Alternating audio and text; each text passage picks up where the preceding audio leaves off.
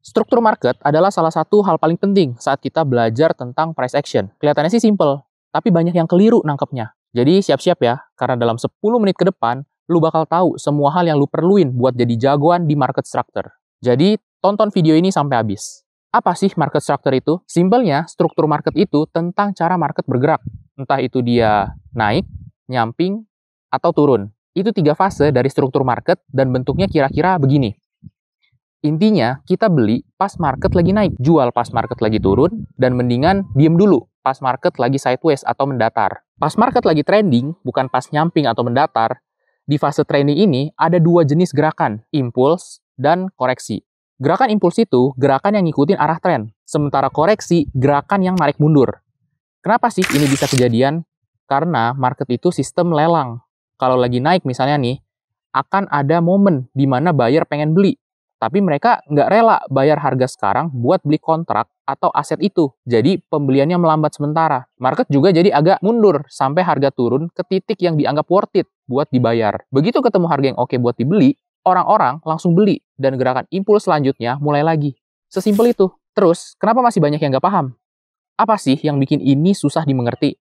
Masalah pertama yang sering bikin orang salah adalah keliru baca high dan low. Kalau mau baca struktur market, lo harus perhatiin higher high, higher low, lower high, dan lower low. Tapi karena market gerakannya di banyak time frame, kadang kita malah kejebak ngelihat high dan low yang sebenarnya nggak relevan. Biar nggak kejadian kayak gitu, kita mesti lihat struktur market kayak ombak. Jadi, bukan yang ngeliatin tiap gerakan naik turun kecil, kita justru fokus ke fase besar dari strukturnya. Kayak gini contohnya. Cara ini bikin lu tetap ngikutin arah tren secara keseluruhan, daripada nyasar gara-gara ngikutin gerakan kecil tiap saat. Dan ini nyambung ke poin kedua, tentang substructure versus swing structure.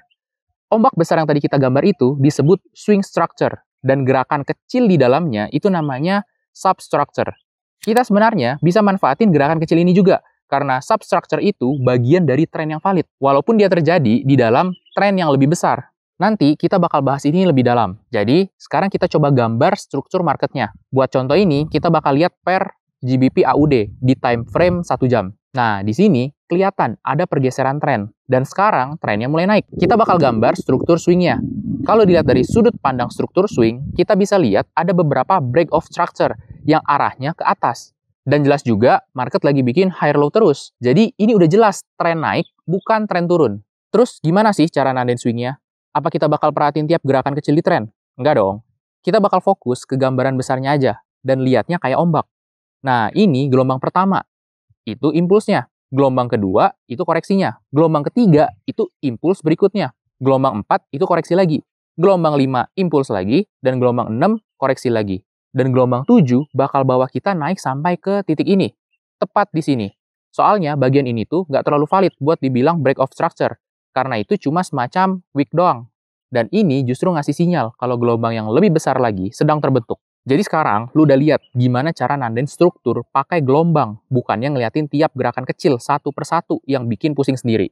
Kadang pas gue ngajarin orang, di awal-awal banget, mereka suka datang dan bilang mereka ngeliatin semua gerakan kecil dan nganggep itu arah tren utamanya. Padahal, nggak gitu konsepnya. Terus mereka jadi bingung, kayak, lah, marketnya berubah arah tiap berapa detik nih, gimana gue bisa ngikutin gerakannya? Padahal kenyataannya nggak perlu ngikutin semuanya, cukup fokus ke gambaran besarnya aja. Nggak usah pusingin pergerakan candle kayak gini, atau detail-detail gerakan mini yang bikin mumet. Yang penting, kita fokus ke arah besarnya. Ingat ya, tadi gue udah sempat bahas soal substructure, yaitu tren-tren kecil di dalam tren yang lebih besar, yang mana sebenarnya bisa kita tradingin juga. Karena gerakan kecil itu bisa dianggap tren sendiri. Nah, kalau kita breakdown struktur ini lebih jauh, kita bisa mulai cari peluang-peluang kecil di dalam gerakan besar itu. Jadi sekarang, kita bakal cari peluang dari struktur yang barusan kita lihat di contoh tadi. Kita tandain dulu swing structure-nya. Lalu substructure-nya. Swing structure itu gerakan impulsnya, dan substructure itu koreksinya, alias pullback-nya. Oke, sekarang bisa kalian lihat, meskipun tren besarnya bullish, kita tetap bisa lihat ada peluang bearish kecil yang muncul di dalamnya. Ada downtrend valid, yang kejadiannya di koreksi itu. Nah, disinilah kita bisa manfaatin substructure buat entry yang arahnya berlawanan sama tren utama. Tapi tetap valid banget kok. Asal kita mainnya di time frame yang lebih kecil. Contohnya nih, di time frame 1 jam, kita bisa turun ke 15 menit dan cari peluang bearish di sepanjang struktur ini. Buat contoh aja, gue bakal bahas price action ini dan tunjukin di mana peluang substructure-nya muncul. Oke, kelihatan ada gerakan impulsif. Itu gerakan di time frame 1 jam. Sekarang, kita cari koreksinya. Tapi kita nggak akan entry dulu sampai market nunjukin ada perubahan sentimen. Jadi, karena kita di 15 menit, kita butuh break of structure di level tertentu dulu. Kalau itu kejadiannya, oke, berarti kita bisa ambil entry dari substructure-nya. Tapi kalau nggak kejadian, nggak masalah. Kita tinggal ikutin swing structure dari time frame yang lebih besar.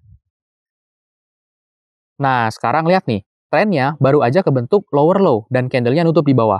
Artinya, kita bisa mulai cari peluang sell dari tren 15 menit yang valid ini. Terus, kenapa kita ambil sell padahal tren besar bullish?